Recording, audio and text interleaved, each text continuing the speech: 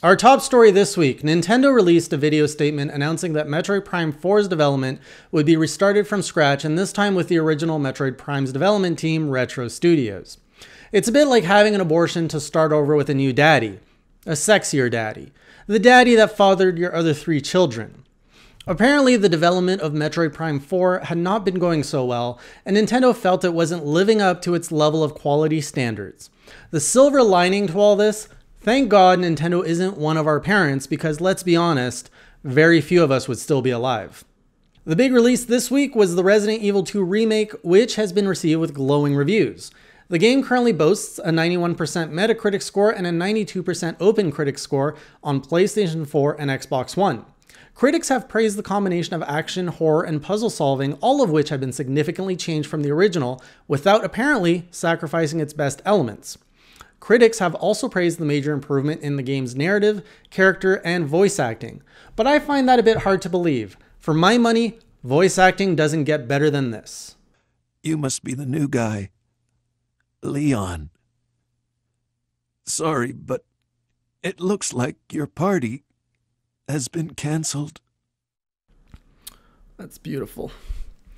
Gets me every time. Speaking of Resident Evil, a Resident Evil TV show is apparently now in the works, according to a Deadline report. Netflix, who is apparently willing to accept project pitches in crayon given their 4-movie deal with Adam Sandler, will be financing and developing the series. Constantine Films, the same production company behind the Resident Evil movies, is slated to produce it. Now, the report included no additional details such as cast or showrunners, but I expect it's going to be a lot like the movies. You know exactly what you're going to get, you know you aren't going to feel good about it, but you keep coming back for more. In other words, it's the Taco Bell of movie franchises. The playable demo for the upcoming game Anthem is running this weekend. That is, of course, only if you've pre-ordered the game or have an EA or Origin Access account. The rest of us scrubs can play during the open demo next weekend. Anthem, also known as Destiny 3 World of Warframes, is EA's attempt to cash in on the online looter-shooter genre by assigning it to BioWare, quite possibly one of the studios least suitable to make it. I mean, assigning a first-person online shooter to a studio renowned for its story-heavy single-player games, what could possibly go wrong? Ask Maxis how EA's evolutionary process worked out for them, or Bullfrog, or Westwood, or Origin, or NewFX, or Yep, seems like a flawless strategy. Nonetheless, the demo is out and people seem to be enjoying it. That is, if you can get past the login screen. The demo has been having quite a few server and technical issues causing problems getting into the game, as well as periodic crashes for even those people lucky enough to actually climb into a javelin and fly through some waterfalls. But hey, finding all the bugs is what betas are for, right, Todd? It just works. As always, thanks, Todd. But wait a minute, this isn't called a beta. They are actually calling it a demo. Are you telling me that the one time a AAA publisher calls a demo, they actually deliver a goddamn beta? Okay, you know what, EA? It looks like your party has been cancelled. It's been more than 13 years since Kingdom Hearts 2, and Kingdom Hearts 3 is set to hit physical and virtual store shelves this coming Tuesday. Wow. 13 years. So much can change in that time. Anyways, it's already got some impressive reviews, but if you want to understand the story, boy do you have some work to do. Because don't let the 3 in the name fool you, as this is actually the 9th game in the Kingdom Hearts series. No, wait, maybe the 10th. Or the 11th. I mean, does Recoded count? Do you have to play Birth by Sleep or Dream Drop Distance to know what's going on? Do they just choose their game names by throwing darts at a dictionary? I have no idea because I don't have a PhD in anime bullshit. Yet. Moving on, there's another new console supposedly being developed to compete with Sony, Microsoft, and Nintendo. And thank God it's not coming from that one rapper whose name we no longer mention. No, this is coming from, and this is their real name, Slightly Mad Studios, which you may know from their Project Cars series, and definitely don't know from Red Bull Air Race, the game. Now, they claim their new console will, of course, be the most powerful console ever and be equivalent to that of a high-end PC 2 years from now, capable of 4K and 90 frames per second. Neat.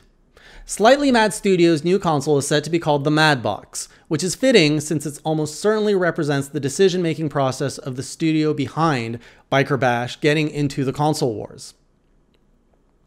Next up, according to the NDP Group, 2018 was a gangbusters year for Nintendo. Indeed, Nintendo's Switch sales in the United States exceeded those of any console in the last 3 years. Smash Bros. Ultimate was also the best-selling game in December. All of this paints a pretty rosy financial picture for Nintendo and should lay to rest any concerns about Nintendo's short-term health. That said, Nintendo's seen highs and lows before, not all of which involved Mario's predilection for mushrooms. After all, the huge success of the Wii was followed by the ignominious Wii U. I mean, was that even a console? Or like an accessory for the Wii? Was that ever cleared up? And if you want to know more about that, you should watch our 4-part series on the history of Nintendo at E3, because we worked hard on it, and goddammit, it's good. In other sales news, Take-Two's Red Dead Redemption 2 was the best-selling game of 2018. That's not surprising given that it also had the second largest opening for an entertainment product in history, raking in over $725 million in 3 days. The largest launch ever? Grand Theft Auto V, also by Rockstar and Take-Two. A Take-Two representative said they were disappointed that it didn't outperform Grand Theft Auto V, as they wouldn't quite recoup their investment in horse testicle technology. Now, do you think they used motion capture for that? Because I'm imagining a developer strapping several white ping pong balls to a horse's scrotum right now. That developer must really be rethinking their life choices. Finally, Bethesda recently shot down speculation that Fallout 76 was going free to play, saying in a tweet that there is no truth to this rumor.